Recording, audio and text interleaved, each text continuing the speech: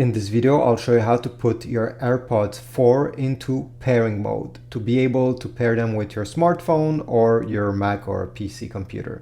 So the first step is to actually insert both of them in the case. If not, it will not work.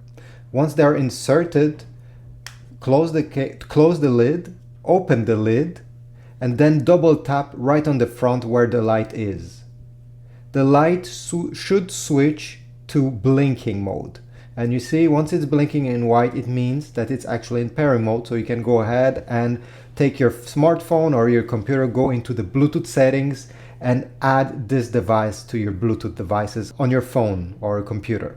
If you want to exit pairing mode because maybe you change your mind, you don't want to pair it anymore, simply close the lid and this is it.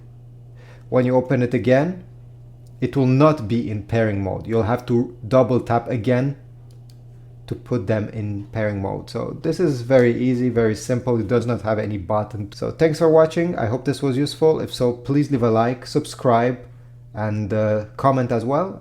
See you in the next video.